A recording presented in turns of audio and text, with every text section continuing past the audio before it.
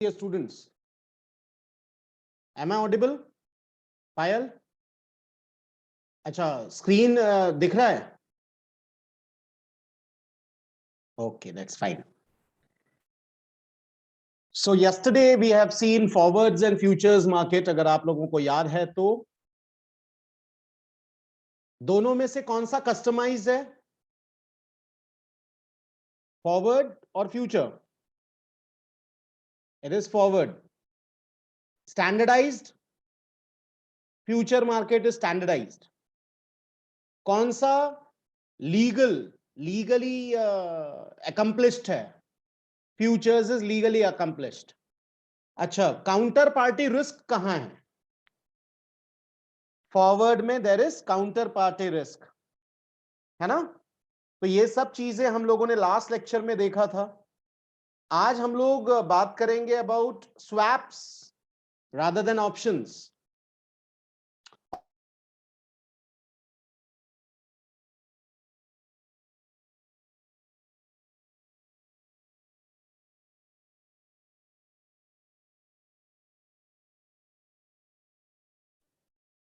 Okay, so chapter number 4 and chapter number 5 is related with options, है ना? फिलहाल हम लोग स्वैप्स की बात कर रहे हैं. इन जनरल मैं आप लोगों को बता रहा हूं what do you mean by swaps in general. ठीक है, let us take an example of over here two students. Let us take an example of Payal and Sachi. With your kind permission, madams. चलेगा? Okay. तो assume करो कि Sachi and Payal both are good friends as we see. ठीक है, और दोनों का graduation complete हो गया. दोनों एक पर्टिकुलर कंपनी में सेम पोस्ट पे हैं. दोनों की पेमेंट सेम है. ठीक है. नाउ बोथ ऑफ देम, दोनों की दोनों घर खरीदना चाह रहे हैं. दोनों ने क्योंकि दे आर बेस्ट फ्रेंड्स, आजू बाजू में घर लिया है, पड़ोसी हैं दोनों. Flat number 101 and 102. अब फ्लैट ले लिया. अब बट नेचुरल लोन भी लेना पड़ेगा. बेटा ये जो एग्जाम्पल है अच्छे से सुनना और समझने की कोशिश करना. Flat is worth ₹50 lakhs, 50 lakh रुपए का फ्लैट है. पायल और साची दोनों जाते हैं, दोनों फ्लैट चूज करते हैं. एक ने 101 चूज किया है, एक ने 102 चूज किया है. दोनों का फ्लैट एरिया सेम है, दोनों का 2 BHK फ्लैट है. Everything is same. अब होम लोन लेने की बारी आई.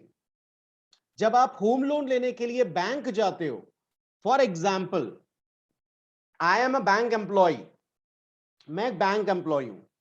अब दोनों पायल और Payal at the same time Sachi मेरे सामने बैठे हुए हैं, जैसे अभी बैठे हुए हैं, और मैं बोलता हूं yes madam, how can I help you. तो दोनों बोलते हैं कि वी हैव टेकन फ्लैट. इनका सेम बिल्डिंग है, सेम स्क्वायर फीट है, area is same, everything is same, and we both are working in XYZ company. ये हमारा सैलरी स्लिप है, both is same, and we want a loan of 40 lakhs. ठीक है? Okay. Now what I am telling you is, as a bank employee, there are two types of interest rates. दो type के interest rates हैं. एक होता है fixed interest rate और एक होता है floating interest rate. Now what is the difference between these two? ये दोनों में अंतर क्या है? Fixed interest rate is 9%. Floating interest rate is 7.75%. Fixed interest rate 9% है और floating interest rate जो है 7.75% है. तो आप बताइए आप कौन से टाइप का लोन लेना चाहोगे? नाउ पायल और साची पहले से ही अज्यूम करके रखा है, पहले से ही सोच के रखा है कि भाई 40 lakhs का हमको लोन लेना है फॉर 25 years टेन्योर. टेन्योर कितना है? 25 साल का. 25 साल के लिए आपको लोन लेना है. अब यहां तक सबको क्लियर है क्या? पायल, इज इट क्लियर? साची, ठीक है। अब हम लोग आगे बढ़ रहे हैं। वैभव, इज इट क्लियर? रिचा, दिया, इज इट क्लियर बेटा? Very good. अब बेटा अच्छे से सुनना, दोनों की सोच अलग अलग है। दोनों फ्रेंड्स हैं लेकिन सोच सेम नहीं हो सकती है, दोनों की सोच अलग अलग है। Now what Payal is thinking is, Payal बोलती है नहीं यार 7.75% फ्लोटिंग इंटरेस्ट रेट, मैं ये ले लेती हूं। अच्छा है यार, मार्केट में रेट ऑफ इंटरेस्ट और कम होगा तो और फायदा हो जाएगा। ठीक है, बढ़ने का तो फिलहाल सवाल नहीं है और सस्ता पड़ रहा है। 7.75 इज ऑलवेज लेस देन 9%, है ना? तो Payal goes for floating interest rate, floating, जो कम ज्यादा होते रहेगा। On the other hand Sachi is thinking, Sachi सोच रही है 25 साल के लिए लोन लेना है। 25 साल तक इकोनॉमी स्टैग्नेंट तो रहेगी नहीं, इकोनॉमी में ग्रोथ भी होगा, बैंक मुनाफा कमाने के लिए रेट ऑफ इंटरेस्ट बढ़ाएगी। मैं तो फिक्स्ड इंटरेस्ट रेट लूंगी। कल को रेट ऑफ इंटरेस्ट 12% भी हो गया, भले ही आज मैं ज्यादा दे रही हूं, टुडे आई एम गिविंग 9%, लेकिन 25 साल का लोन है। 25 साल में बहुत सारी चीजें हो सकती है यार। हो सकता है रेट ऑफ इंटरेस्ट धीरे धीरे बढ़ के 10%, 11%, 12%, 13% हो जाए, लेकिन मेरे को तो 9% ही देना पड़ेगा क्योंकि फिक्स्ड इंटरेस्ट रेट है। अब दोनों के इंस्टॉलमेंट्स चालू हो गए। अज्यूम करो आफ्टर 5 इयर्स, 5 साल बाद दोनों की मेंटालिटी चेंज हो जाती है। दोनों की मेंटालिटी चेंज हो गई। अब पायल सोचने लग गई यार गलत कर दिया मैंने, इंस्टेड ऑफ दिस मैं ना फिक्स्ड रेट ऑफ इंटरेस्ट लेती तो ज्यादा फायदा था। अब धीरे धीरे रेट ऑफ इंटरेस्ट बढ़ रहा है। ऑन दी अदर हैंड साची अब सोच रही है, साची भी उल्टा सोचने लग गई। अब फालतू में मैंने फिक्स्ड इंटरेस्ट रेट ले लिया यार, आने वाले टाइम में, आने वाले 10-15 ईयर्स में मेरे को नहीं लगता है रेट ऑफ इंटरेस्ट बढ़ने वाला है, 9% से ऊपर जाएगा ही नहीं। अब दोनों की मेंटालिटी टोटली चेंज हो गई, 360 डिग्रीज चेंज हो गई। अब फिर दोनों बैंक में आते हैं। ठीक है, बैंक में आके मेरे सामने बैठते हैं, बोले मनीष सर, हम लोग ने बहुत सोचा, 5 इयर्स हो गए हमको लोन लेके, लेकिन अब हमको है ना समझ में नहीं आ रही है, अब हमको है ना चेंज करना है। Now Payal is insisting on fixed rate of interest और साची बोल रही है कि नहीं यार मेरे को तो अब फ्लोटिंग रेट ऑफ इंटरेस्ट चाहिए। बैंक क्या बोलती है मालूम? बैंक एक ही चीज बोलेगी, ठीक है हम लोग आपका इंटरेस्ट रेट चेंज कर देंगे लेकिन ₹1,00,000 लगेगा। 1,00,000 rupees will be the charges of changing the type of interest rate. तो पायल और साची एक दूसरे के बाजू में ही बैठे, दोनों एक दूसरे का चेहरा देखने लग गए, बाप रे बाप, ₹1,00,000 तेरे लगेंगे, ₹1,00,000 मेरे लगेंगे, क्या करने का है? तो दोनों बोलते हैं सर आप रुको, हम लोग थोड़ा सा डिस्कस करते हैं। और कमरे से बाहर आने के बाद दोनों बोलते हैं एक काम करते हैं ना यार, अपन एक एग्रीमेंट कर लेते हैं, मेरा इंटरेस्ट तू भर, तेरा इंटरेस्ट मैं भरती हूं, ₹1,00,000 दोनों के बच जाएंगे। तो what is that? Swap of interest rate. दोनों ने आपस में ही स्वैप कर लिया। ठीक है, कंसेप्ट समझ में आ रहा है? अब it is a type of futures market या फॉरवर्ड कॉन्ट्रैक्ट है। कॉन्ट्रैक्ट आज कर रहे हो लेकिन अगले 20 साल तक, 5 साल तो आप इंस्टॉलमेंट भर चुके हो, अगले 20 साल तक पायल का इंस्टॉलमेंट साची भरेगी और साची का इंस्टॉलमेंट पायल भरेगी। तो उन्होंने क्या किया? इंटरेस्ट रेट स्वैप कर लिया। आया समझ में? तो यहां रिस्क, कहीं ना कहीं जो रिस्क दोनों के मन में था, उन्होंने स्वैप कर लिया रिस्क आपस में ही, एक छोटा सा कॉन्ट्रैक्ट या एग्रीमेंट किया। क्या ये कंसेप्ट स्वैप का समझ में आया? आप में से कोई ऐसा है जो शुरू से बैठा है आज के लेक्चर में और उसको समझ में नहीं आया, क्योंकि देखो बेटा, जो स्टूडेंट्स लेट ज्वाइन किया है जिन्होंने, उनको ये कंसेप्ट इजीली नहीं समझ में आएगा। ठीक है, तो जो स्टूडेंट शुरुआत से बैठा है, क्या उसको ये कंसेप्ट समझ में आया? चलिए मैं पायल से पूछ लेता हूं। पायल बेटा, समझ में आया? साची, समझ में आया बेटा? व्हाट अबाउट वैभव, रिचा, दिया? Okay, that's very fine. So I am assuming that there is no queries related with this particular concept. Now let us read it once. A swap is an agreement. मैंने पहले ही बताया swap क्या है? It is an agreement. ठीक है, contract between two parties. हमारे example में भी दो पार्टीज थे, पायल एंड साची. Between two parties to exchange cash flows. जो भी कैश फ्लो होगा वो एक्सचेंज कर लिया दोनों ने. ठीक है, in the future according to a pre arranged formula. तो 5 साल बाद दोनों ने बैठ के मिलके कॉन्ट्रैक्ट साइन किया कि आने वाले 20 साल तक पायल का इंस्टॉलमेंट साची भरेगी और साची का इंस्टॉलमेंट पायल भरेगी. तो it is a pre arranged formula. ठीक है, swaps are broadly speaking series of forward contract. अब फॉरवर्ड कॉन्ट्रैक्ट मतलब कितने साल तक चलेगा? 20 साल तक चलेगा ये. तो it is a series of forward contract. Swap help करता है मार्केट पार्टिसिपेंट्स को, जो भी पार्टिसिपेंट्स है, हमारे एग्जांपल में पार्टिसिपेंट्स वेर पायल एंड साची.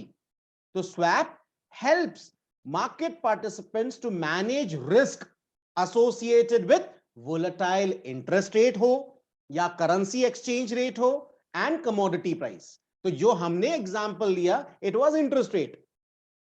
इसी तरीके से करेंसी एक्सचेंज रेट या कमोडिटी प्राइस में भी स्वैप होता है. समझ में आया? अब एकदम सिंपल सी चीज मैं फिर से आपको एक एग्जांपल देना चाहूंगा, एकदम सिंपल सा example. I am not talking about interest rate और करेंसी एक्सचेंज रेट. मैं एकदम सिंपल सी चीज बता रहा हूं. पायल एप्पल्स लेके आई, साची मैंगोज लेके आई,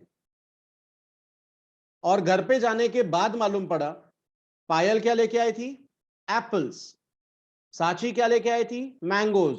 और दोनों घर पे जाने के बाद मालूम पड़ता है पायल के घर पे पहले से ही उसकी मम्मी एप्पल लेके आई है, और साची के घर में उसके डैडी ऑलरेडी मैंगोज लेके आए हैं, और दोनों गुड फ्रेंड्स हैं, और दोनों आपस में मतलब फोन पे डिस्कस कर रहे हैं, अरे यार आज तो है ना बहुत बड़ा पोपट हो गया. क्यों, क्या हो गया? अरे यार घर पे ना ऑलरेडी मॉम ने एप्पल लेके रखा था और मेरे को मालूम नहीं था, तो मैं भी 1 किलो एप्पल लेके आई.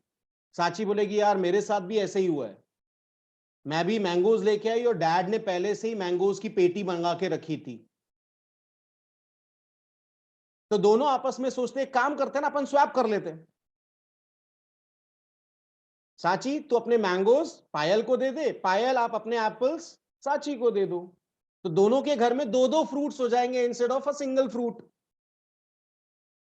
तो ये एक सिंपल एग्जांपल ऑफ स्वैप्स.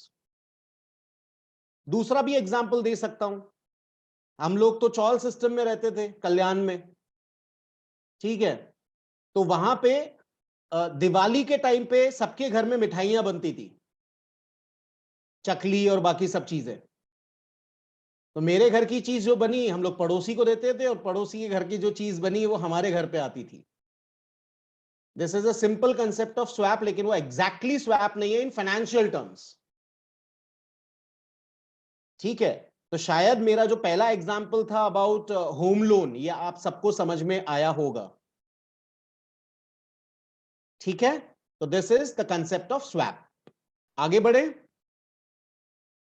मैं फिर से एक चीज रिपीट करना चाहूंगा, आप में से किसी भी स्टूडेंट को कोई भी क्वेरीज है, just raise your digital hands, ताकि मुझे मालूम पड़े और मैं आपकी क्वेरी सॉर्ट आउट कर सकूं.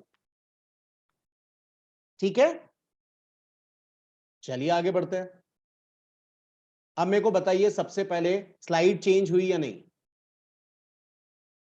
लगाई.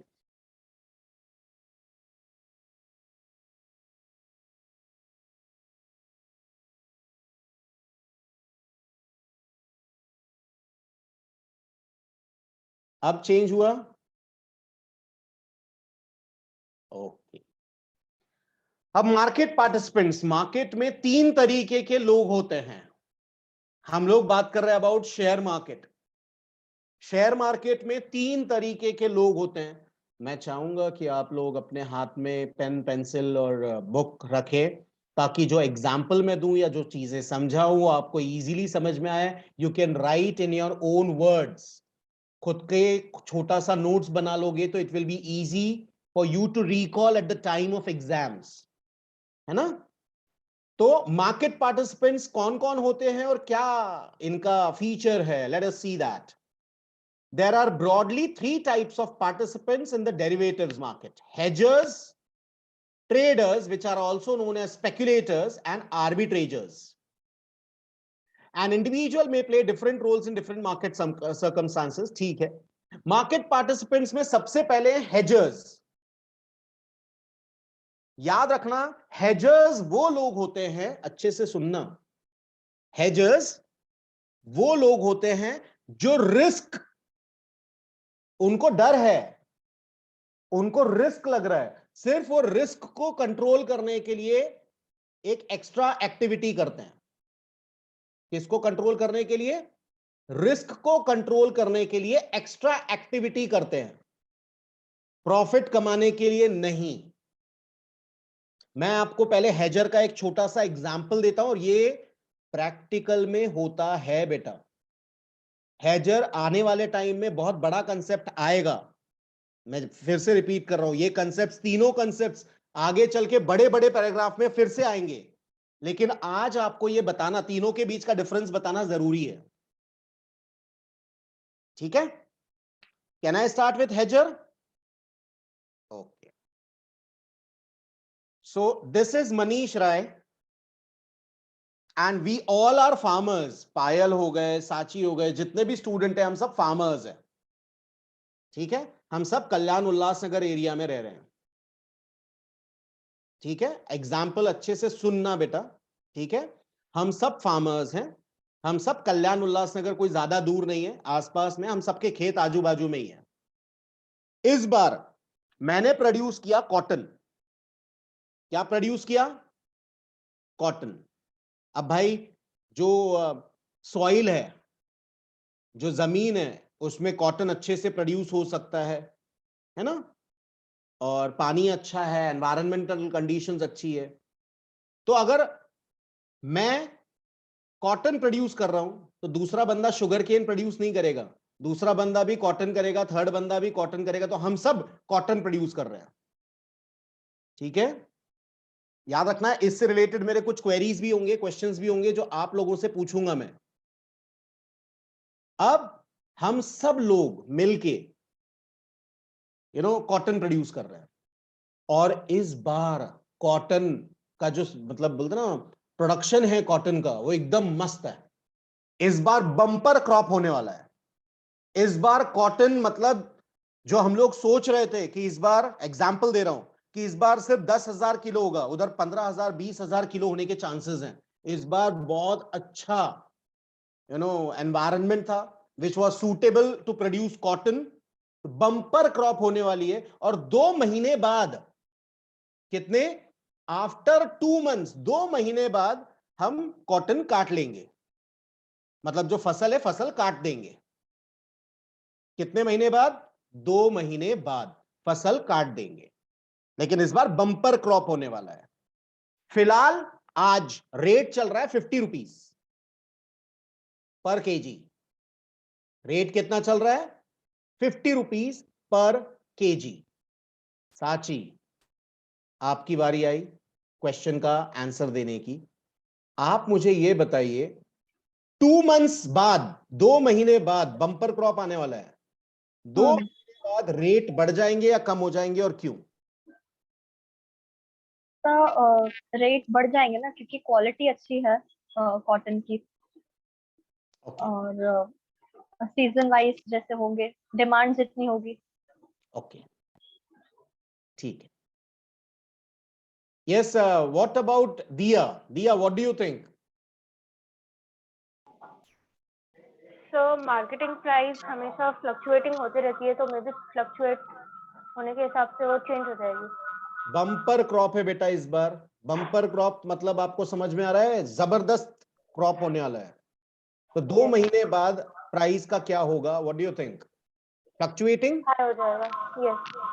हाई हो जाएगा या फ्लक्चुएटिंग? यस, हाई हो जाएगा। Okay okay. वैभव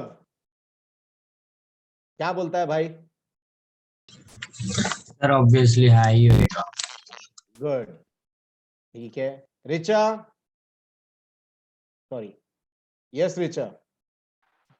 सर डिमांड पे लाइक डिपेंड करेगा कि कैसा डिमांड हो रहा है, उस ओ, पे भी रिलाई करेगी प्राइस। चलो ठीक है। रोमी,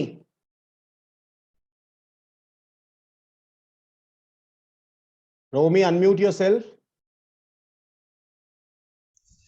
hello, yes Romi, good evening sir. Good evening. Sir जो रेट है वो आई गेस कम होगा क्योंकि उनको सप्लाई ज़्यादा करना है क्योंकि बम्पर सेल हुई है। बम्पर प्रोडक्शन हुआ है, गुड। तो मेरे हिसाब से अगर आप मेरे को पूछेंगे तो Romi has give the correct answer. बेटा 2 महीने बाद जब बम्पर क्रॉप आएगा ना, तो मार्केट में सप्लाई बढ़ जाएगा और डिमांड कम है, ठीक है।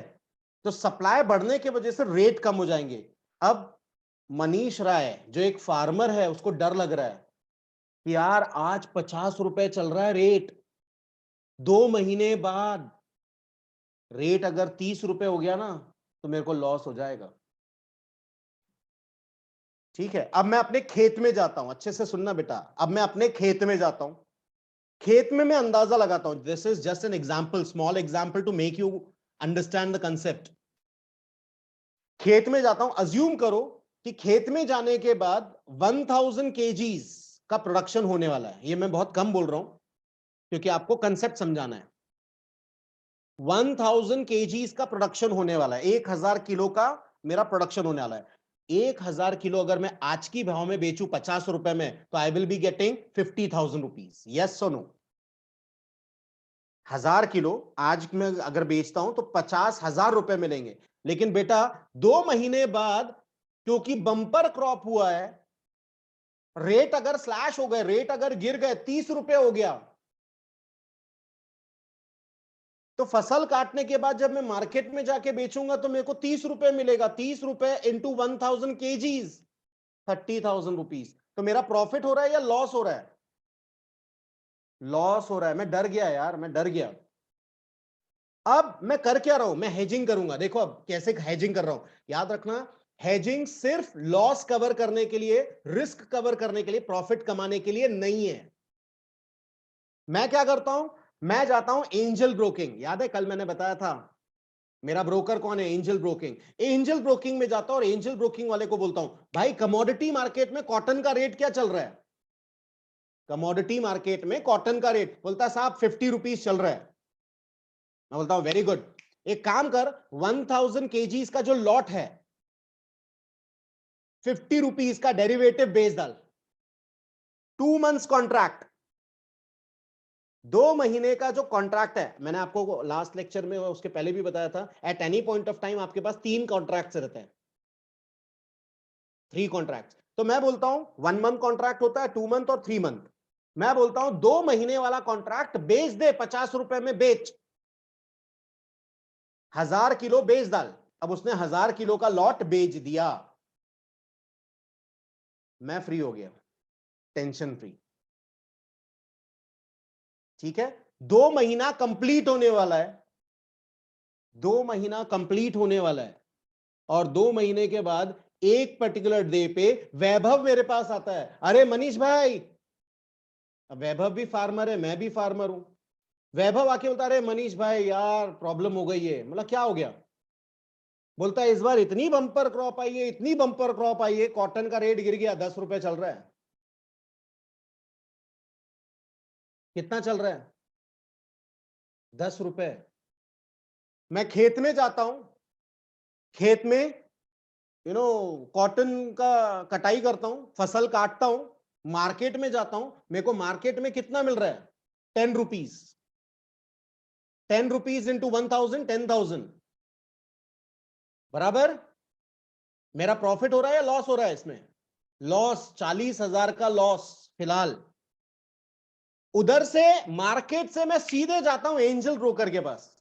ए भाई एंजल ब्रोकिंग वाला, 2 महीने पहले, अप्रोक्सीमेटली 2 महीने पहले मैंने कॉटन बेचा था 50 रुपए में, अभी रेट क्या चालू है? बोलता है सर कमोडिटी मार्केट में रेट 10 रुपए चालू है। मैं बोलता हूं खरीद ले। दो अलग अलग मार्केट है, एक फिजिकल मार्केट और एक commodity market, share market. Angel broking में जाता हूं और एंजल ब्रोकिंग वाले को बोलता हूं भाई 2 महीने पहले मैंने 1000 केजी का कॉन्ट्रैक्ट कॉटन का बेचा था, 50 रुपीज में बेचा था, अभी 10 रुपए चल रहा है, खरीद ले। खरीदा 10 रुपए में, बेचा कितने में था? 50 रुपए में। 40 रुपीज पर केजी का मेरे को वहां से मिल रहा है, दैट इज 40,000 रुपीज। तो 40,000 मैंने शेयर मार्केट से कमाया, 10,000 मैंने फिजिकल मार्केट से कमाया, टोटल मेरा 50,000 का 50,000 रहा। जो रिस्क था प्राइस कम होने का वो कवर कर लिया। अब मेरे को कोई रिस्क था ही नहीं। मेरा फायदा होगा या नुकसान होगा? मतलब जो रिस्क था वो कवर हो गया। याद रखना, जब आपको डर लगता है ना तभी आप इंश्योरेंस लेते हो। It is a type of insurance, hedging is a type of insurance. अब मैं उल्टा एग्जांपल ले रहा हूं बेटा, उल्टा। अच्छा सबसे पहले बताओ इतना समझ में आया सबको? मैं सिर्फ एग्जांपल की बात कर रहा हूं, आगे की बात ही नहीं कर रहा हूं, उल्टे की बात ही नहीं कर रहा हूं। यहां तक सबको एग्जांपल समझ, पायल समझ में आया बेटा?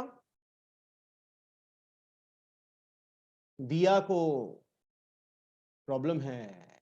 यस दिया। सर मेरे को एग्जांपल इतने अच्छे से समझ में नहीं आया। आप मेरे को बताओ कल और परसों के लेक्चर में थे क्या? यस। अब मेरे को बताओ, दो टाइप के मार्केट है यहाँ, एक फिजिकल मार्केट मतलब खेती है, और दूसरा शेयर मार्केट है जहां डेरिवेटिव्स का खेलते हैं हम। जो डेरिवेटिव्स होता है उसमें स्टॉक मार्केट भी होता है, कमोडिटी भी होता है, ये हमने पहले लेक्चर में देखा था। मेटल्स भी होते हैं, गोल्ड, सिल्वर, कॉपर, जिंक। उसी तरीके से कमोडिटी में भी आप डेरिवेटिव्स है। और कमोडिटी मार्केट का इसके पहले भी मैंने आपको एग्जांपल दिया, रात में 11 बजे तक चलता है। ठीक है, वैभव ने भी बोला था, याद है वैभव? कमोडिटीज मार्केट 11 बजे तक चलता है रात में। तो यहां पे मैंने क्या किया, मेरे को डर था 50 रुपीज से रेट 10 रुपीज या 20 रुपीज या 30 रुपीज हो जाएगा।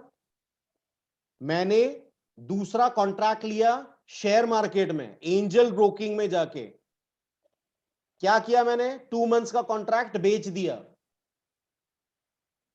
कॉन्ट्रैक्ट, डेरिवेटिव कॉन्ट्रैक्ट, आपको लगता है ऊपर जाने वाला है तो आप खरीद सकते हो, बाद में बेच दो, प्रॉफिट कमाओ। अगर मेरे को लगता है नीचे जाने वाला है तो मैं कॉन्ट्रैक्ट बेच दूंगा। कॉन्ट्रैक्ट कर रहा हूं बेचने का, कि आज मैं बेच रहा हूं, 2 महीने के अंदर फिर से खरीद लूंगा। इसीलिए इसको डेरिवेटिव मार्केट बोलते हैं। ठीक है, अब मैं फार्मर हूं, मेरे को डर है कि अगले 2 महीने बाद रेट गिर जाएंगे। इसको, ये रिस्क है, ये रिस्क को कवर करने के लिए मैंने क्या किया, कमोडिटी मार्केट में जाके 2 महीने का डेरिवेटिव बेच दिया। ठीक है, 50 रुपए में बेचा। 2 महीने बाद में एंजल ब्रोकिंग में गया और एंजल ब्रोकिंग वाले को पूछा, भाई कॉटन का रेट क्या चल रहा है? जो मैंने 50 रुपए वाला बेचा था उसका रेट क्या चल रहा है? क्योंकि अंडरलाइंग एसेट का रेट क्या हो गया? Underlying asset of cotton derivative is, underlying asset of cotton derivative का, कॉटन डेरिवेटिव का अंडरलाइंग एसेट क्या है? ₹10. हम्म, 10. मैं फिर से रिपीट कर रहा हूं, कॉटन डेरिवेटिव का अंडरलाइंग एसेट क्या है?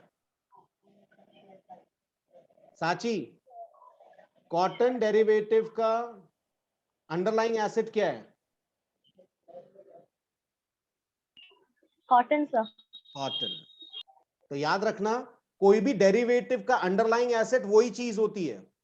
तो यहां पे बेटा एक चीज याद रखिए, अगर हम लोग बात कर रहे हैं अबाउट कॉटन, तो डेरिवेटिव में जो फ्यूचर्स का मार्केट है, फ्यूचर्स के मार्केट में जो भी चेंज आएगा वो अंडरलाइंग एसेट के हिसाब से है।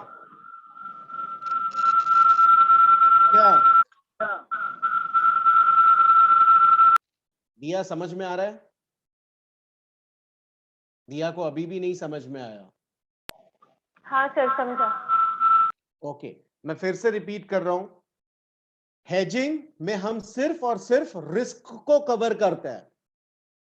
रिस्क जैसे अभी अभी मैंने एग्जाम्पल में बताया, अगर दिया थोड़ा सा बेटा ध्यान देना, मैं फिर से चाहिए तो दूसरा एग्जाम्पल देके आप लोगों को फिर से बता रहा हूं, दूसरा एग्जाम्पल दे रहा हूं, ठीक है?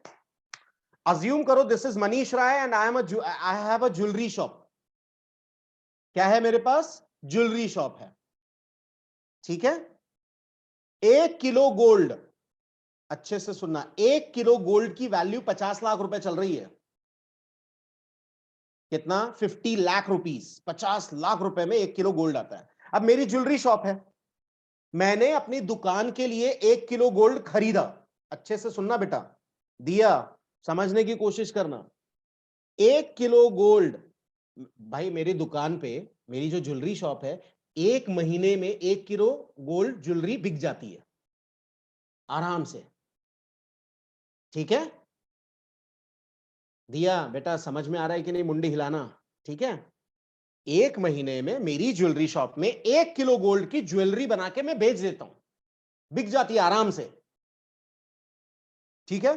आज ही मेरे को अभी फोन आया, अभी जस्ट फोन आया मेरे को कि मनीष भाई गोल्ड खत्म होने वाला है, वापस से गोल्ड लेना पड़ेगा।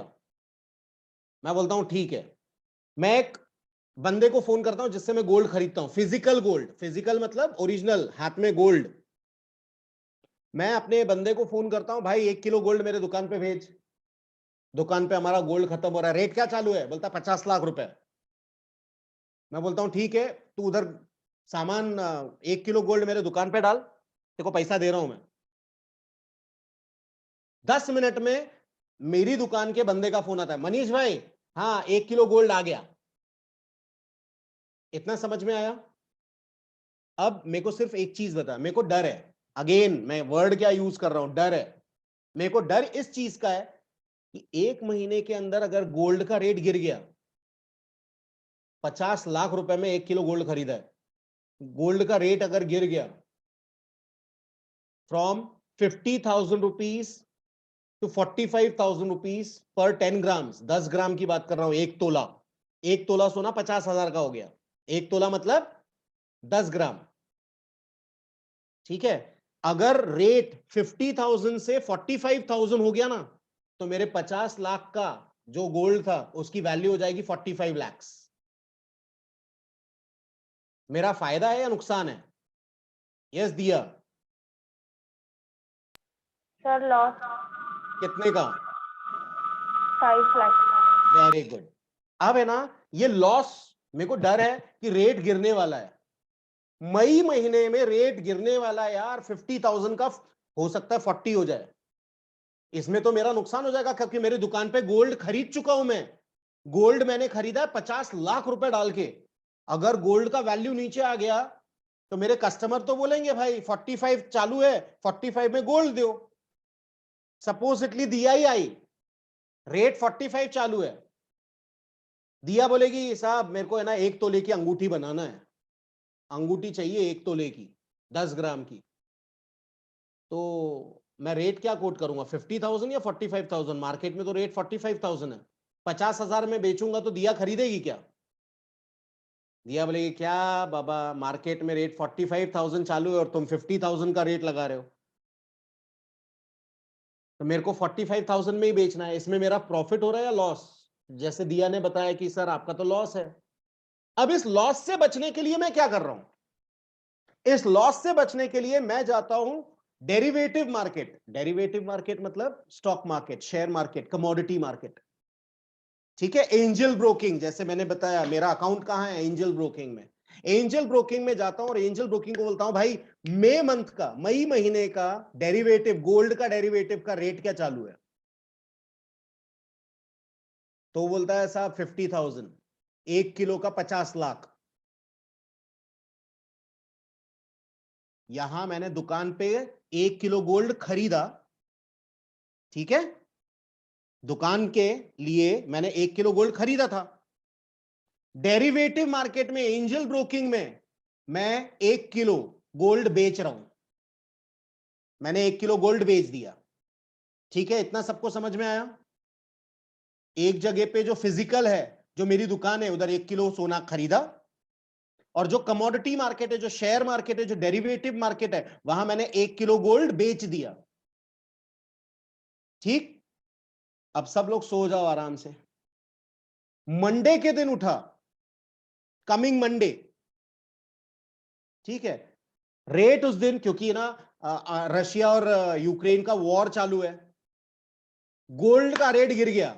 अज्यूम करो गोल्ड का रेट गिर गया 50 लाख के जगह पे, अब वो गोल्ड का रेट, 1 किलो गोल्ड का रेट 30 लाख हो गया। कितना हो गया? 30 लाख। दिया, मेरे को प्रॉफिट है या लॉस? 50 लाख में दुकान पे 50 लाख का सोना लिया था 1 किलो, अब वो 1 किलो 30 लाख का हो गया, प्रॉफिट है या लॉस? दिया इज स्टिल कंफ्यूज्ड। हाँ दिया, प्रॉफिट। कैसे प्रॉफिट बेटा? 50 लाख में मैंने गोल्ड, आपने सुन लो, आप दुकान चला रहे हो ज्वेलरी शॉप, ठीक है, आज आपने 50 लाख का सोना खरीदा,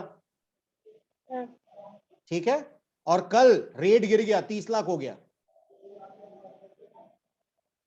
तो तो लॉस। आपका प्रॉफिट हो रहा है या लॉस हो रहा है? लॉस। कितना?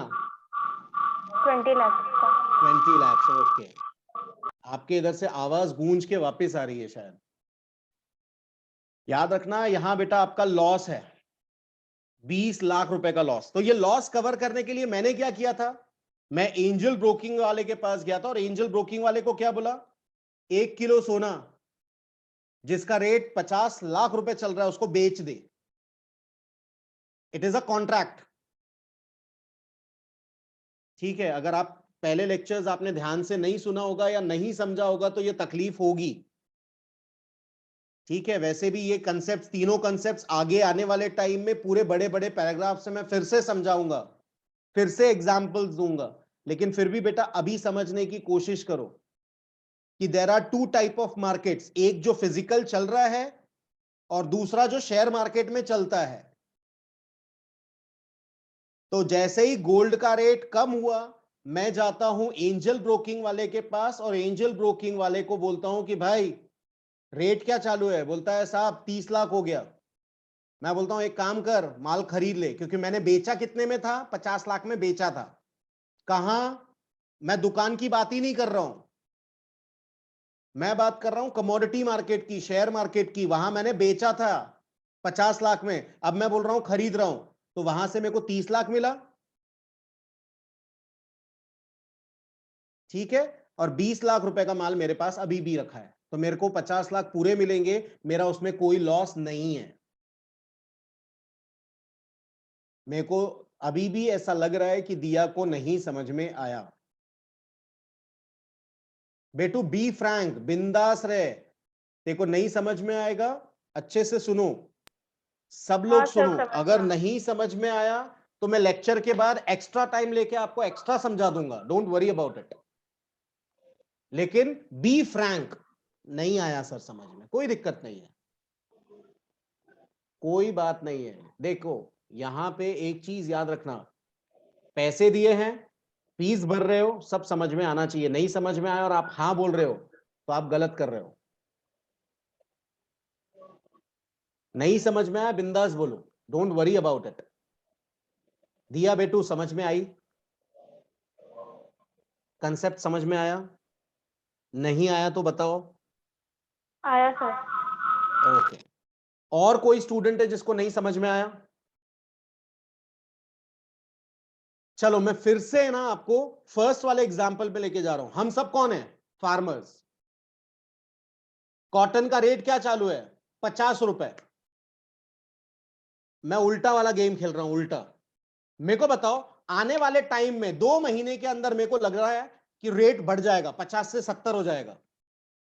50 से कितना हो जाएगा? 70, तो क्या मेरे को शेयर मार्केट में ट्रांजैक्शन करना चाहिए या नहीं? साची क्या बोलती है? तो करना तो नहीं चाहिए क्योंकि उसमें कोई लॉस का फंडा ही नहीं है, कोई यस, रिस्क ही रिस्क ही नहीं है। नहीं है ना। जब रेट बढ़ने वाला है तो मेरे को शेयर मार्केट में कुछ करने की जरूरत ही नहीं है। तो हेजिंग काय के लिए होती है? हेजिंग एक ही चीज के लिए होती है, रिस्क कवर करने के लिए, प्रॉफिट कमाने के लिए नहीं। तो अगर मेरे को डर है कि रेट नीचे जाएगा तो ही मैं हेजिंग करूंगा। अगर मेरे को लग रहा है कि रेट ऊपर जाएगा, फॉर एग्जांपल गोल्ड, मैंने अपनी दुकान पे 1 किलो गोल्ड खरीदा 50 लाख का, और मेरे को ऐसा लग रहा है कि रेट बढ़ने वाला है, 60 लाख होएगा, 70 लाख होएगा, तो ये तो मेरे लिए फायदा है यार। 50 में माल खरीदा था, 70 लाख हो गया, तो 20 लाख तो मेरा फायदा है। तो मेरे को हेजिंग करने की जरूरत नहीं है। तो let us start with hedging का एक्सप्लेनेशन। हेजर्स कौन होते हैं? They face risk associated with the price of underlying asset, क्योंकि अंडरलाइंग एसेट का प्राइस कम या ज्यादा होने के चांसेस हैं, और उन लोग यूज कर रहे हैं, यूज डेरिवेटिव्स। काय के लिए यूज कर रहे हैं? To reduce their risk. They are not doing derivative for their profit. They are doing their derivative or uses derivative to reduce their risk. Corporations, bade companies, investing institutions and banks all use derivative products काय के लिए? To hedge or reduce their exposures to market variable such as interest rate, share value, bond price, currency exchange and commodity price. ये सब चीजों के लिए hedging होती है, ये सब चीजों में हेजर्स होते हैं। ठीक है, ये सब चीजें होती है मार्केट में, करेंसी में भी होती है। तो हर एक चीज में हेजिंग होती है। मैं बता रहा हूं, बहुत सारे फार्मर्स जो एजुकेटेड हैं, बहुत सारे बिजनेसमैन जो ज्वेलरी शॉप वाले हैं, सब हेजिंग करते हैं। And hedging plays important role. याद रखना, यहां तो एक छोटा सा पैराग्राफ है, आने वाले टाइम में मैं बता रहा हूं बड़े बड़े पैराग्राफ्स इनके ऊपर आएंगे विथ एग्जांपल्स, तो don't worry about it. Hedgers concept समझ में आया?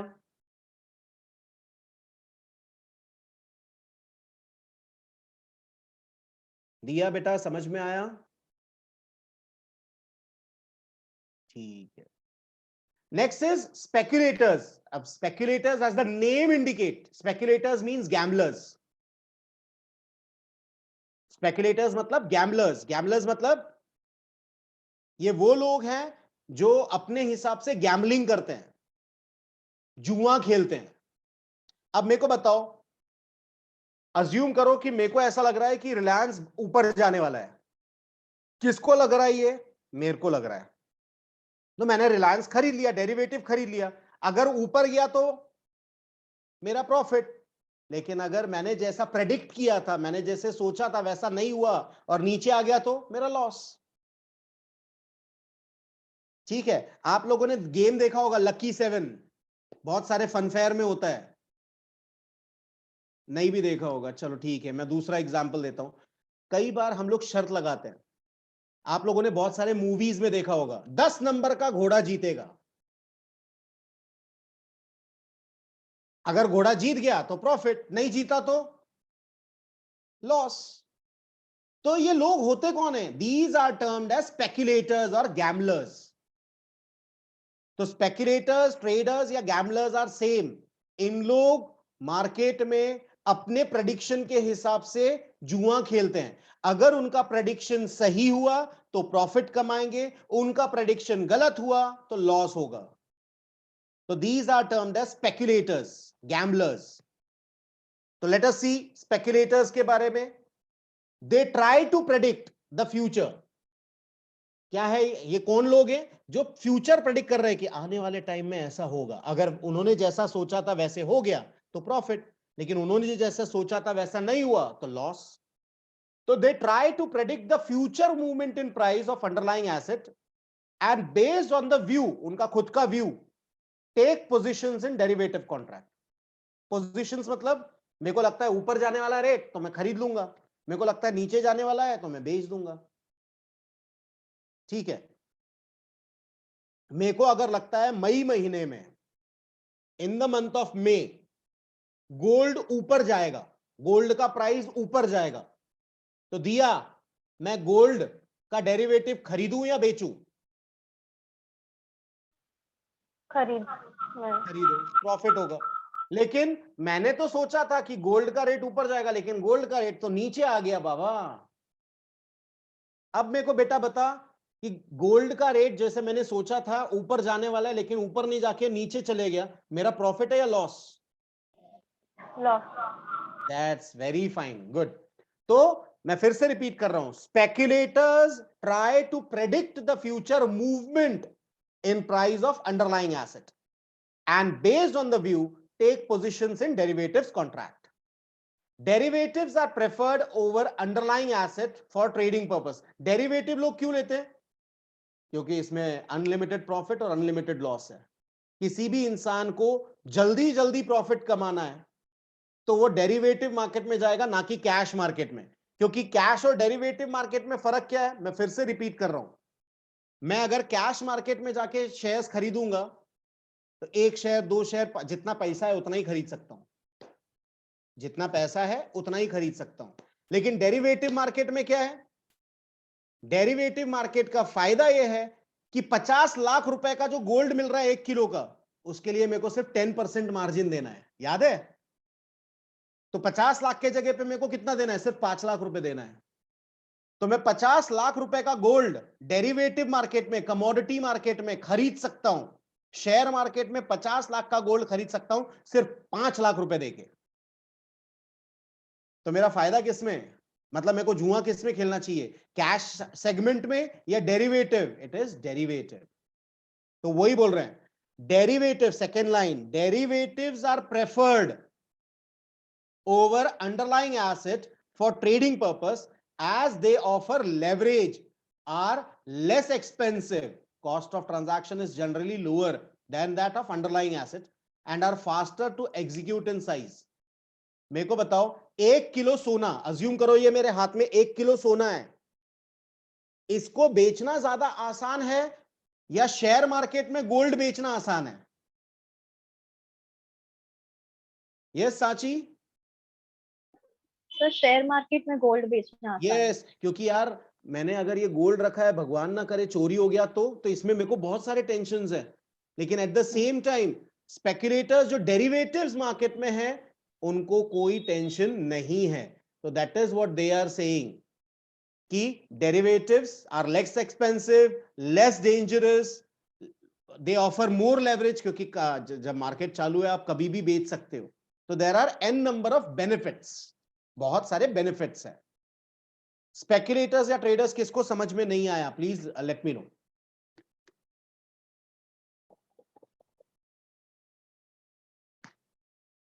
बोलो बेटा, सबको समझ में आया? जिसको नहीं समझ में आया they can raise their hands. Yes, Diya को नहीं समझ में आया। यस दिया। सर आप रिपीट कर सकते हैं क्या, क्योंकि ये नेटवर्क इशू के वजह से अभी थोड़ा नहीं समझा था। ओके ठीक है। रीचा?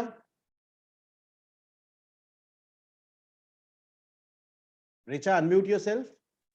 हाँ बेटा बोलो। स्पेक्युलेटर्स में हम बुल्स एंड बेयर्स एग्जांपल दे सकते हैं कि वो लोग भी तो वापस से प्रेडिक्ट ही रिपीट कर करते हैं बेटा, वापस से रिपीट प्राइस करना। ऊपर वापस जाएगा आपका नेट बराबर नहीं चल रहा था तो आवाज नहीं आई, वापस से रिपीट करना प्लीज। तो स्पेक्युलेटर्स डेरिवेटिव मार्केट में हम लोग बुल्स एंड बेयर्स को बोल सकते हैं क्योंकि वो लोग भी तो प्रेडिक्ट ही करते हैं कि फ्यूचर में ऊपर नीचे होगा। ना ना ना ना ना, मैं आपको बताता हूं, bulls and bears these are trends. ये कोई आदमी या इंसान नहीं है। जब मार्केट बढ़ते जाता है बढ़ते जाता है बढ़ते जाता है तो उसको हम लोग बोलते हैं बुल्स, और जब मार्केट गिरते जा रहा है गिरते जा रहा है गिरते जा रहा है उसको हम लोग बोलते हैं बेयर्स। ठीक है, तो बुल्स एंड बेयर्स यहां पे स्पेक्युलेटर्स या ट्रेडर्स नहीं होते हैं। Bulls and bears are market में क्या चल रहा है, मार्केट में क्या, अगर मार्केट बढ़ते जा रहा है तो मतलब बुल मार्केट हम लोग बोलते हैं। ठीक है, और जब मार्केट गिरते जा रहा है तो उसको बेयर मार्केट बोलते हैं। ठीक है, हम लोग यहां स्पेक्युलेटर, हम इंसान की बात कर रहे हैं, मार्केट कंडीशंस की नहीं। स्पेक्युलेटर्स आर इंडिविजुअल पर्संस जो अपने हिसाब से प्रेडिक्ट करता है। ठीक है, जैसे मैं पर्टिकुलर जैसे मैंने बोला हॉर्स रेस में गया, घोड़े की रेस, अब उधर 20 अलग अलग घोड़े हैं और मैंने एक पर्टिकुलर घोड़े पे बेट लगाया, तो आई am a gambler, I am gambling. अगर मेरा वाला घोड़ा जिस पे पैसे लगाया वो जीत गया तो मेरे को पैसे मिलेंगे, नहीं अगर लगा 19 बाकी 19 घोड़े हैं उसमें से अगर किसी ने जीत लिया तो मेरा लॉस हो गया। तो it is not at all related with bulls and bears. Bulls and bears are market conditions. Speculators अपने हिसाब से चलते हैं, लेकिन स्पेकुलेटर्स का चांसेस 50-50 है जीतने और हारने का, कि जैसे मैंने सोचा था वैसा हो गया तो जीत जाऊंगा, लेकिन वैसा नहीं हुआ तो हार जाऊंगा। But bulls and bears are market conditions. बेटा डिफरेंस समझ में आया? यस रिचा? सर सर फिर जो हर्षद मेहता का उसमें था वेब सीरीज में, तो हर्षद मेहता को द बिग बुल क्यों बोलते थे? क्योंकि बुल तो लाइक आपने जैसे मार्केट कंडीशंस बोला, तो उसको बिग बुल क्यों बोला गया था? एंड वहां पे एक बेयर भी था हर्षद मेहता के सीरीज में, तो पर्सन को लाइक बोलते थे कि वो बेयर है, तो ऐसे क्यों सर? ओके, मेरे को बताइए, अब एकदम सिंपल सा लॉजिक है। आप हर्षद मेहता के टाइम पे थे, अज्यूम करो, ठीक है, you were that there at the time of Harshad Mehta. Harshad Mehta ने बोला ये खरीदो, ठीक, सब लोग खरीदते थे, बराबर है। What are they doing? They are speculating, gambling. जरूरी है कि हर्षद मेहता ने बोला तो भागी गई? अगर ये जरूरी होता तो हर्षद मेहता का फ्रेंड आत्महत्या नहीं करता था उस मूवी में, उसमें वही बताने की कोशिश की है, ठीक है। तो जो बुल्स और बेयर्स है ये मार्केट कंडीशन है और ये एक्सप्लॉइट किया जा सकता है, जैसे वो मूवी में बताया। जो रूल्स एंड रेगुलेशंस हैं, उस रूल्स एंड रेगुलेशंस के साथ उसने खेला है। याद रखना, जब हर्षद मेहता था तो जो हमारे रूल्स एंड रेगुलेशंस थे शेयर मार्केट के, उसके अंदर बहुत सारे लूप होल्स थे। उसने वो लूप होल्स का फायदा उठा के मार्केट को आगे बढ़ाया, लेकिन वो भगवान नहीं था, ठीक है। वो बढ़ाने की कोशिश करता था, बेयर्स गिराने की कोशिश करते थे, तो मार्केट में अप्स एंड डाउन्स वो टाइम पे भी था। तो bulls and bears, these are market conditions. Market ऊपर जा रहा है तो बुल्स है, नीचे आ रहा है तो बेयर्स है। ये इंडिविजुअल की बात कर रहे हैं हम लोग यहां, स्पेकुलेटर्स। स्पेकुलेटर्स एक इंसान है जो प्रेडिक्ट कर रहा है। हर्षद मेहता ने बोला तो मैं खरीदेगा, घर बेच के उसने शेयर मार्केट में पैसा डाला, हर्षद मेहता के हिसाब से वो चला नहीं, नीचे आ गया और उसको आत्महत्या करना पड़ा। सेम चीज आज राकेश झुंझुनवाला के नाम पे है, अगर आपने सुना होगा तो। राकेश झुंझुनवाला इंडिया का वॉरेन बफे बोला जाता है। उसने आज तक करोड़ों अरबों रुपए कमाए सिर्फ और सिर्फ शेयर मार्केट में इन्वेस्ट करके, ठीक है। मैं आपको ऐसे कितने सारे एग्जाम्पल दे दूं जहां राकेश झुंझुनवाला ने वोल्टास कंपनी खरीदी है। एग्जाम्पल दे रहा हूं बेटा, वोल्टास कंपनी खरीदी, बहुत सारे लोगों ने वोल्टास कंपनी खरीदना चालू कर दिया। उसने वोल्टास कंपनी खरीदी 200 रुपए में, कितने में? 200 रुपीज में बल्क शेयर खरीदे। जैसे ही ये न्यूज मार्केट में जाती है, सब वोल्टास खरीद रहे हैं, सब वोल्टास खरीद रहे हैं, बराबर। अब ऐसे में होता क्या मालूम, जो बेयर रहते हैं उन लोग ने देखा बहुत हाई पोजीशन है, ठोको इसको, तो 200 रुपए से मालूम पड़ा वो शेयर 100 रुपए पे आ गया, ठीक। अब मेरे को बता बेटा कि जो राकेश झुंझुनवाला है उसने कैश सेगमेंट में खरीदा या डेरिवेटिव में? याद रखना, राकेश झुंझुनवाला डेरिवेटिव में खेलता ही नहीं है। वो बोलता है भाई ये पैसा रखो और मेरे को वोल्टास शेयर दो, 10 लाख वोल्टास शेयर, ये पैसा रखो। वो कैश सेगमेंट में खरीदता है। लेकिन उसका सुन के डेरिवेटिव वाले लोग ने क्या बोला, राकेश झुंझुनवाला ने खरीदा तो ये बढ़ेगा, तो उन लोग ने डेरिवेटिव मार्केट में खरीदना चालू किया। भाई उसने, राकेश झुंझुनवाला ने 5 साल के हिसाब से खरीदा है, लेकिन डेरिवेटिव मार्केट 1 महीने वाला है, 2 महीने वाला है, 3 महीने वाला है।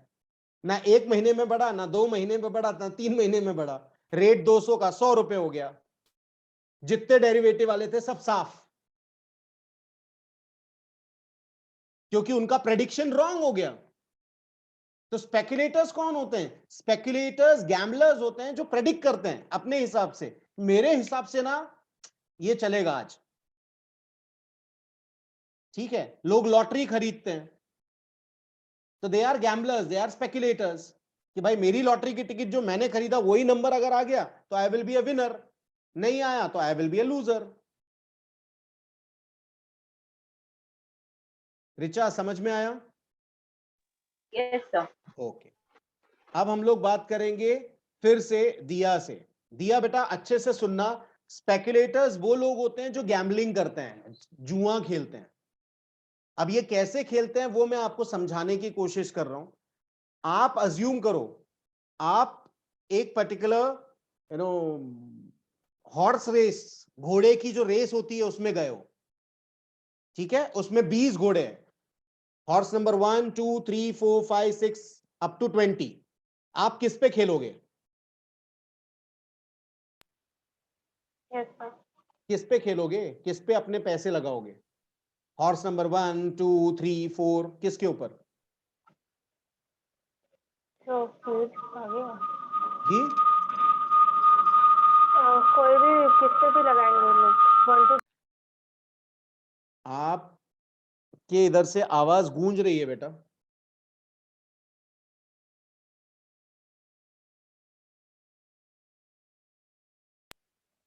Yes sir. देखो फिर से आवाज गूंज रही है इनके अंदर। मेरे को बताओ, आप हॉर्स नंबर 1 2 3 4 5 किस पे लगाओगे पैसा? जिस पे जो ज्यादा लाइक एक एग्जाम्पल देना बेटा, 9 नंबर 10 नंबर 18 19 19 19। चलो इन्होंने 19 पे लगा और 19 जीत गया तो आपका प्रॉफिट है या लॉस? प्रॉफिट लेकिन 19 नहीं आया, 15 आ गया, जीत गया, लॉस। तो that is speculation. Share market में भी बेटा ऐसा ही होता है। शेयर मार्केट में जिस आपको लगता है रिलायंस ऊपर जाने वाला है तो आपने रिलायंस के ऊपर बेट लगा दिया, लेकिन रिलायंस ऊपर नहीं गया, रिलायंस नीचे आ गया तो आपका लॉस हो गया। तो दैट इज स्पेकुलेटर्स। यहां मार्केट पार्टिसिपेंट्स में 3 टाइप के लोग होते हैं, एक हेजर्स, एक स्पेकुलेटर्स और तीसरा आर्बिट्रेजर। तो आपको स्पेकुलेटर कंसेप्ट समझ में आया क्या? Speculators are those persons who are taking risk. ये वो लोग होते हैं जो जुआ खेल रहे हैं। अगर इनके हिसाब से, इनके प्रेडिक्शन के हिसाब से चीजें सही हो गई तो जीत जाएंगे, लेकिन इनके प्रेडिक्शन के हिसाब से चीज नहीं हुई तो दे विल बी लूजिंग। क्या ये कंसेप्ट समझ में आया?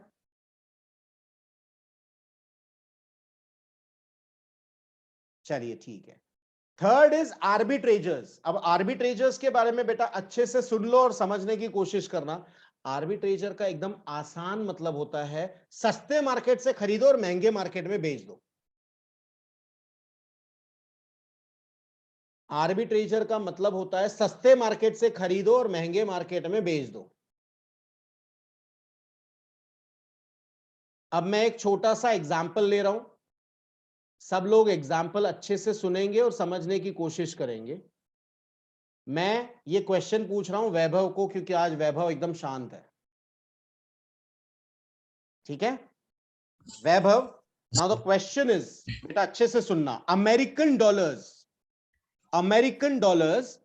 इंडिया में अमेरिकन डॉलर का रेट चालू है 50 रुपीज और अमेरिकन मार्केट में, इंडिया में चालू है 50 रुपीज और अमेरिकन मार्केट में चालू है 53 रुपीज। क्या करोगे? कहां से खरीदोगे और कहां बेचोगे तो आपको फायदा होगा? What do you think? Indian market से बाय करके अमेरिकन मार्केट में सेल करूंगा। बराबर है। इंडियन मार्केट में 50 रुपए में खरीदोगे, अमेरिकन मार्केट में 53 रुपीज में बेच दोगे, आपका प्रॉफिट हो गया 3 रुपीज पर डॉलर। बराबर है। That is termed as arbitrage, nothing else. सस्ते मार्केट से खरीदो, महंगे मार्केट में बेच दो।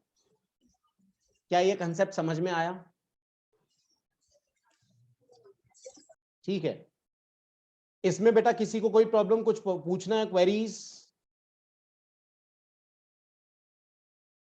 चलो फिर आगे बढ़ते हैं, रीड करते हैं इसको।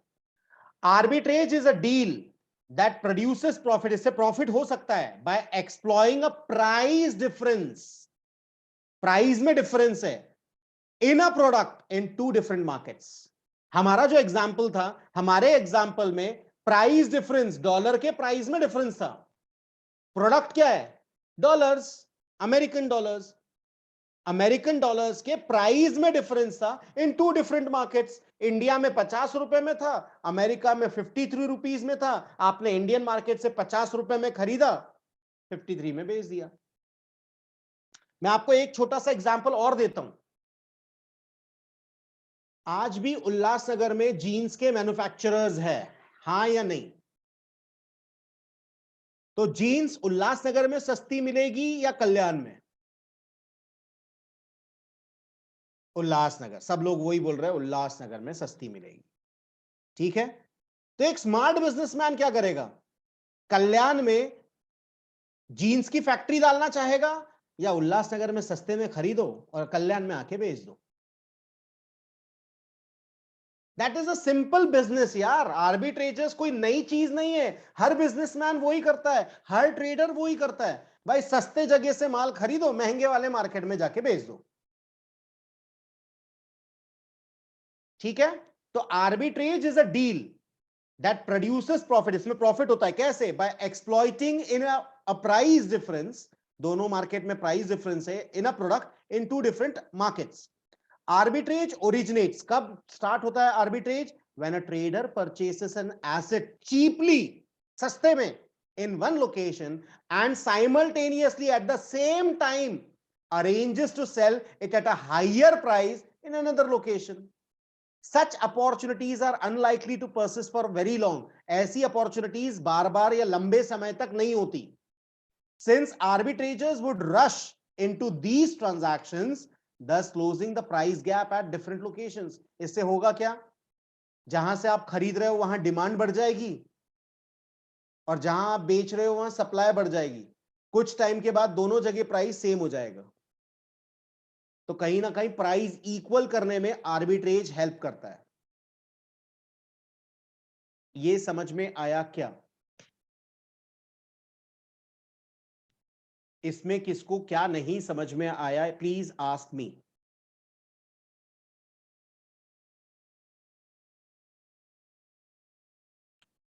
तमन्ना, यस बेटू। सर मुझे बस एक चीज कंफर्म करनी थी। बोलिए। इन स्पेक्यूलेटर्स, जैसे आपने बताया कि राकेश झुनझुनवाला का इन्वेस्टमेंट पैटर्न फॉलो करके कुछ लोगों ने डेरिवेटिव्स में इन्वेस्ट कर दिया, जी बट राकेश झुनझुनवाला ने लॉन्ग टर्म सोचा था, but derivative market is maximum contract 3 months चलता है हमारा। जी, तो बेसिकली जब हम ट्रेडर जो होंगे वो डेरिवेटिव कॉन्ट्रैक्ट्स, उन्हीं डेरिवेटिव कॉन्ट्रैक्ट्स में जाएंगे जो नेक्स्ट 3 मंथ्स में कुछ ग्रोथ दिखाने वाले हैं या may be in near future. तो अगर कोई ऐसा शेयर या कोई ऐसा कमोडिटी होगा जो लॉन्ग टर्म में ग्रोथ होने वाला है तो उसका derivative is not profitable. Derivative होगा ही नहीं ना बेटा, उसका लॉन्ग टर्म का डेरिवेटिव होता ही नहीं है, तो हम लोग उसको फिर कैश सेगमेंट में खरीदते हैं। ओके। ठीक है, अब जैसे एग्जांपल देता हूं, मेरे एक क्लाइंट थे सर, ही थे बड़गुजर सर। वो कभी भी है ना डेरिवेटिव में जाते ही नहीं थे। वो हर मंथ की सैलरी में से सर्टेन अमाउंट उनका फिक्स्ड होता था कि मेरे को शेयर्स खरीदना है, और वो शेयर्स 20-20, 25-25 साल रखते थे। ठीक है, 20-25 साल बाद बेचेंगे तो बट नेचुरल प्रॉफिट होना ही होना है 110%, अगर वो कंपनी अच्छी है तो, क्वालिटी कंपनी है तो ऐसे लोग डेरिवेटिव में जाते ही नहीं है। मैं फिर से रिपीट कर रहा हूं बेटा, डेरिवेटिव में कौन जाता है? जो जुआरी लोग हैं, जिनको जल्दी जल्दी पैसा अर्न करना है। आज भी शेयर मार्केट में डेरिवेटिव में सबसे ज्यादा ट्रेड होता है, कैश सेगमेंट में कम होता है। डेरिवेटिव में क्यों ज्यादा होता है? क्योंकि मैक्सिमम लोगों को जल्दी से जल्दी पैसे कमाना है, शॉर्टकट। तो अगर आपका तुक्का सही लगा, अगर आपने जो प्रेडिक्ट किया था वो सही लगा, तो you will be earning profit. लेकिन आपने जो सोचा था वैसा नहीं हुआ, तो आपको प्रॉफिट के लिए भी तैयार रहना पड़ेगा, और कोई ऑप्शन नहीं है। आया बेटा कंसेप्ट समझ में? Yes Tamanna? Yes sir. Okay, और कोई, किसी को कोई क्वेरीज? आगे बढ़े। अब यहां पे आप अगर रीड करोगे in general types of derivative, मैं आप लोगों को फिर से बता रहा हूं, दो टाइप के डेरिवेटिव्स हैं। इन लोग यहां बात कर रहे हैं about forward market and futures. कोई मेरे को बताएगा फॉरवर्ड और फ्यूचर में फर्क, जो अभी अभी हम लोगों ने लेक्चर स्टार्ट होने पे बताया था? Yes, anyone, please raise your hand. What is the difference between forward and future? Very good, Sachi. Yes, beta. Sir forward market legalize नहीं होता, but future markets organized and legalized रहते हैं, and future market customize नहीं रहता, but forward changeable है, customized है। Okay, मेरे को एक बात बताओ, क्या हम लोग फॉरवर्ड मार्केट को ओवर द काउंटर बोल सकते हैं? कहीं पे भी फॉरवर्ड मार्केट कहीं पे भी हो सकता है। अच्छा, और क्या हम लोग ये बोल सकते हैं कि फ्यूचर मार्केट सिर्फ स्टॉक एक्सचेंज में ही होता है? हाँ, फ्यूचर मार्केट तो स्टॉक एक्सचेंज में होगा ना, क्योंकि एनएससी उससे रेगुलेट करती है। कोई ना कोई रेगुलेटर होता है। तो यहां हम लोग जो बात कर रहे हैं, अगर आप रीड करोगे तो आपको ये समझ में आएगा कि ये दोनों पैराग्राफ, ये पूरा slide, they are talking about forward market, जिसको हम लोग ओवर द काउंटर मार्केट बोलते हैं। ओवर द काउंटर मार्केट मतलब ये पूरा वर्ल्ड एक सिंगल मार्केट है, आप कहीं पे भी जाके बाय करो, कहीं पे भी जाके सेल कर लो, that is over the counter.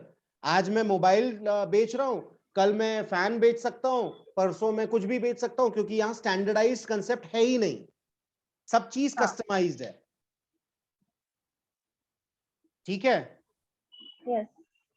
तो मैं चाहूंगा कि आप लोग, इसमें से क्वेश्चन आने के चांसेस वैसे बहुत कम हैं, लेकिन फिर भी मैं चाहूंगा कि आप इसको, दोनों पैराग्राफ्स को एक बार ऐसे इन जनरल रीड कर लो। इन जनरल रीड करना, इसमें कोई भी एक्सप्लेनेशन वाली चीज ज्यादा नहीं है। नहीं समझ में आएगी, please let me know, I will make you understand. Just go through it, just read it once.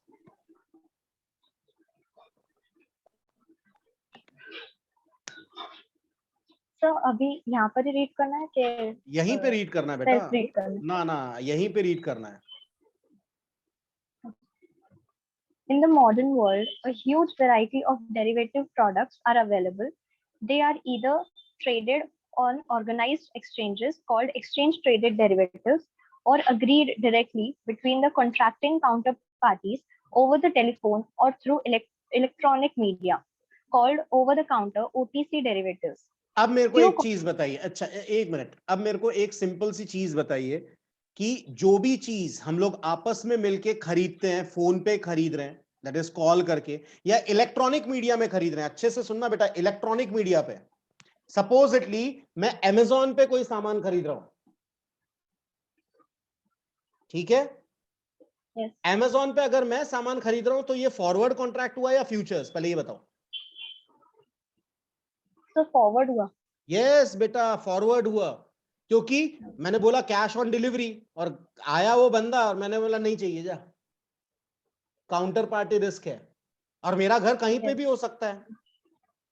हाँ, ठीक है, मेरा घर भोपाल में है, तो ये ओवर द काउंटर है। ओवर द काउंटर डेरिवेटिव्स और ओवर द काउंटर प्रोडक्ट्स और over the counter trade means forward contract. आगे,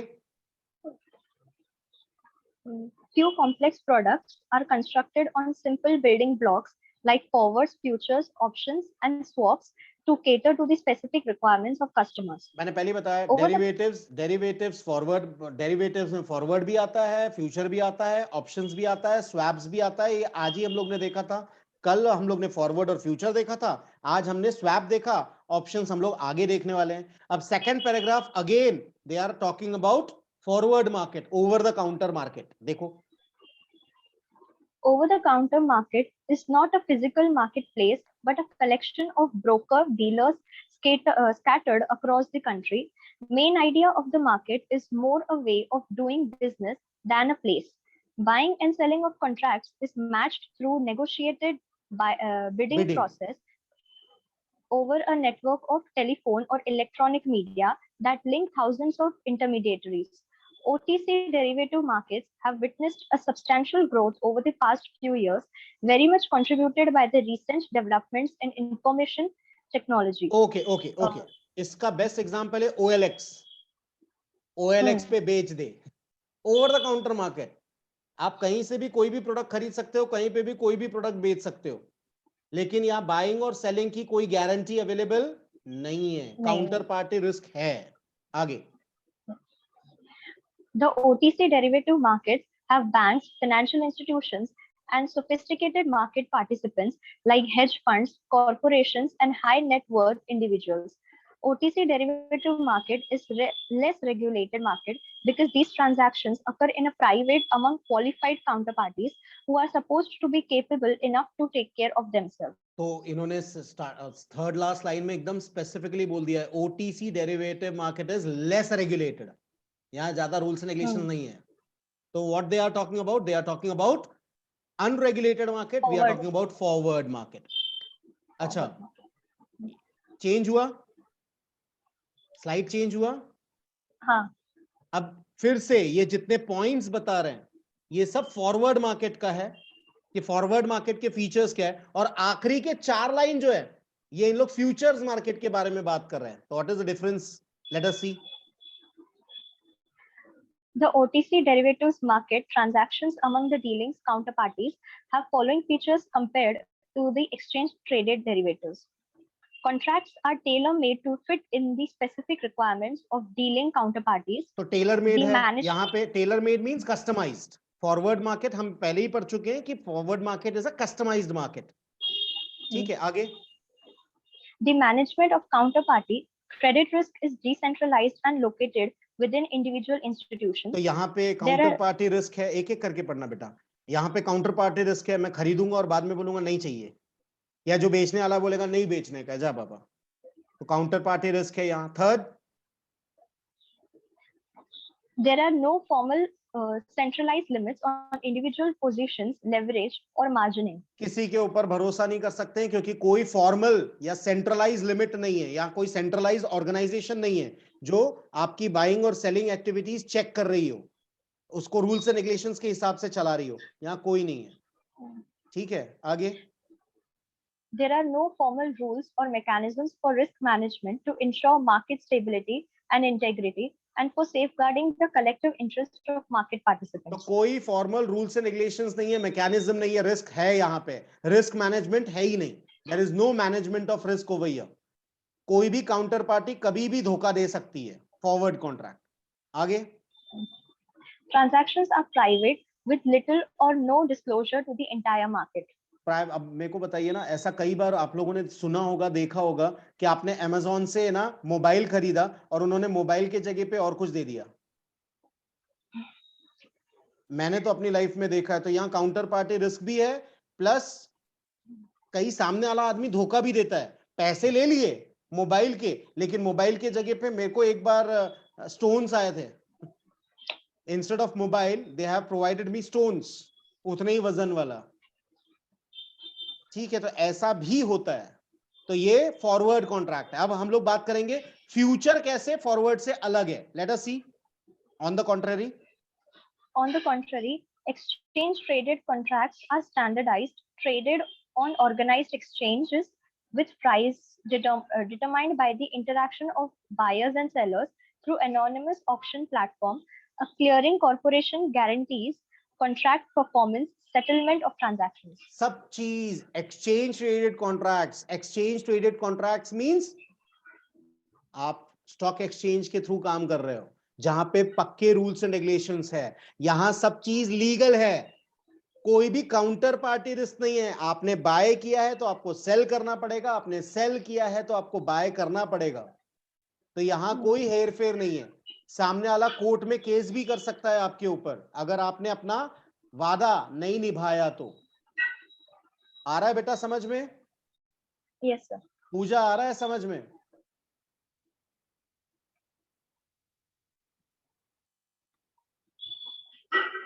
ओके, दैट्स फाइन। चलिए आगे बढ़ते हैं। अब सिग्निफिकेंस मेरे को बताइए। अब ये सब पढ़ने के बाद डेरिवेटिव्स का सिग्निफिकेंस, ये 3 पॉइंट्स हैं। ये 3 पॉइंट्स के बाद आपका ये चैप्टर कंप्लीट होता है। First chapter will get completed. तो सिग्निफिकेंस, डेरिवेटिव मार्केट का आज इंपॉर्टेंस है या नहीं? कई लोग आज की डेट में डेरिवेटिव मार्केट के ऊपर ही जीते हैं। उनको लगता है कि यार मैं जल्दी करोड़पति बन सकता हूं। तो डेरिवेटिव मार्केट का सिग्निफिकेंस, इंपॉर्टेंस ऑफ डेरिवेटिव, याद रखना, इसके ऊपर भी कोई क्वेश्चन बनता नहीं है, सिर्फ हम लोग फिर भी एक बार रीड कर लेते हैं। चलो, यस मैडम। या बेटा। Like other segments of financial market, derivatives market serves following specific functions. Derivatives market help in improving price discovery based on actual valuation and तो acceptation. डेरिवेटिव मार्केट हेल्प करता है to improve price discovery, क्योंकि आप देखो generally लोग gold और बाकी सबके ना प्राइस देखते नहीं है, रोज रोज देखते हैं क्या हम गोल्ड प्राइस बढ़ रहा है या कम हो रहा है, लेकिन जो डेरिवेटिव मार्केट में है उन लोग डेली बेसिस पे प्राइस डिस्कवर करते हैं, अरे अच्छा आज बढ़ गया, आज कम हो गया, तो ये वोलेटिलिटी का फायदा उठाते हैं, डेरिवेटिव्स के वोलेटिलिटी का, ठीक है, जो फ्लक्चुएशन है प्राइस में उसका फायदा उठाते हैं, ये डेरिवेटिव का इंपॉर्टेंस है, पहला importance. Second, Derivatives market helps in transfer of various risks from those who are exposed to risk but have low risk appetite to participants with high risk appetite. For example, hedgers want to give away the risk whereas traders are willing to take risk. तो यहां अलग अलग किस्म derivatives में अलग अलग किस्म के लोग हैं, हमने 3 अलग अलग पार्टिसिपेंट्स देखे हैं। एक हेजर जो अपने धंधे का रिस्क, बिजनेस का रिस्क कम करने का सोच रहा है। दूसरे टाइप के लोग ये स्पेकुलेटर्स जो गैम्बलिंग कर रहे हैं कि भाई हमने प्रेडिक्ट किया अगर बढ़ गया तो प्रॉफिट, नहीं बढ़ा तो लॉस चलेगा।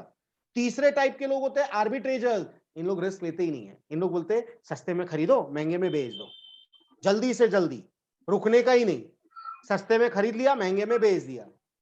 तो 3 अलग अलग टाइप के लोग हैं डेरिवेटिव्स मार्केट में, वो इन लोग बता रहे हैं जो रिस्क अलग अलग लेते हैं। हेजर्स रिस्क कम करता है, प्रॉफिट कमाने की चक्कर में नहीं है वो।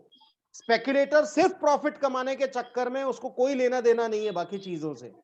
एंड थर्ड, तीसरे किस्म के लोग आर्बिट्रेजर्स जो रिस्क नहीं लेते लेकिन हरदम प्रॉफिट कमाने की सोचते हैं, सस्ते मार्केट से खरीदते हैं, महंगे मार्केट में जल्दी से जल्दी बेच देते हैं। लास्ट,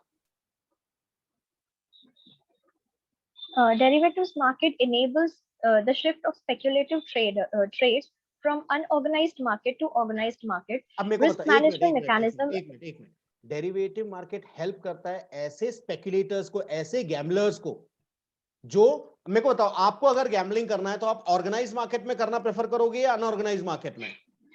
साची, Unorganized. It will be organized. भाई अनऑर्गेनाइज मार्केट में मैं गैम्बलिंग करूंगा और सामने वाले ने बोला नहीं देता हूं तेरा पैसा, मैं तेरा पैसा नहीं दे रहा, तो क्या कर लोगे? काउंटर पार्टी रिस्क है अनऑर्गेनाइज में, जबकि ऑर्गेनाइज्ड तो हम लोग इसके लिए फॉरवर्ड, आपको गैम्बलिंग करना है तो आप फॉरवर्ड मार्केट में करना चाहोगे या फ्यूचर्स मार्केट में? Futures market में. क्योंकि वहां रूल्स एंड रेगुलेशंस हैं, काउंटर पार्टी रिस्क नहीं है। कल को हमने अगर गैम्बलिंग में कमा लिया, हमारा प्रेडिक्शन सही है और कमा लिया, तो हमको हमारे पैसे मिलेंगे, जबकि फॉरवर्ड में काउंटर पार्टी रिस्क है, मिले तो ठीक, नहीं मिले तो गए। आगे, risk management mechanism and surveillance of activities of various participants in organized space provide stability to the financial system. तो risk management, surveillance, continuous watching, ये सब चीज ऑर्गेनाइज्ड मार्केट में होती है। इसके लिए लोग ऑर्गेनाइज्ड मार्केट में जुआ खेलना, सट्टा खेलना, स्पेकुलेशन करना, गैम्बलिंग करना ज्यादा प्रेफर करते हैं रादर देन अनऑर्गेनाइज्ड मार्केट। इसमें बेटा किसी को कोई प्रॉब्लम, कुछ क्वेरीज, कुछ पूछना है तो please let me no. Yes, nothing? अब मैं सब लोगों से एक रिक्वेस्ट करूंगा, please listen very very very carefully, ठीक है? अगला लेक्चर हमारा, क्योंकि इन यूनिवर्सिटी लेवल में हमारे कुछ प्रोग्राम्स हैं, इंटरनेशनल कॉन्फ्रेंस है, तो हमारा अगला लेक्चर हम लेंगे या रखेंगे ऑन 3rd, ठीक है? मोर और less time will remain same. 3 तारीख को हम लोग सब मिल रहे हैं, चलेगा? Okay. मना भी करोगे तो चलाना पड़ेगा, और कोई ऑप्शन नहीं है, ठीक है? तो हम सब मिल रहे हैं 3 तारीख को at 7 o'clock। Till then bye, have a good time. और प्लीज एक बार पूरा चैप्टर रीड कर लीजिए, नहीं समझ में आ रहा है मार्क कर लेना, क्योंकि आने वाले टाइम में हम लोग क्वेरी सेशन रखेंगे, उसमें आप अपनी क्वेरीज सॉर्ट आउट कर सकते हो। दिया, मैं अभी भी बेटा रिपीट कर रहा हूं, चीजें नहीं समझ में आई, मेक इट क्लियर। जितना बेटा आप क्लियर रखोगे माइंड को उतना अच्छा है, क्योंकि आने वाले टाइम में कमोडिटी डेरिवेटिव्स है, देन करेंसी डेरिवेटिव्स है, वो भी अपने को करना है। फिलहाल तो इक्विटी डेरिवेटिव्स है, इसके बाद हो सकता है हम कमोडिटी डेरिवेटिव्स के बारे में पढ़ाई करें, उसके बाद में करेंसी डेरिवेटिव्स के बारे में। तो ये बेसिक चीजें हैं, अगर नहीं आएगी तो फिर वहां दिक्कत होगी। ठीक है, तो नहीं आ रहा है समझ में, बिंदास पूछिए, no problem in that. Okay, तो मिलते हैं next lecture. Till then bye, have a good time, God bless you, thank you very much.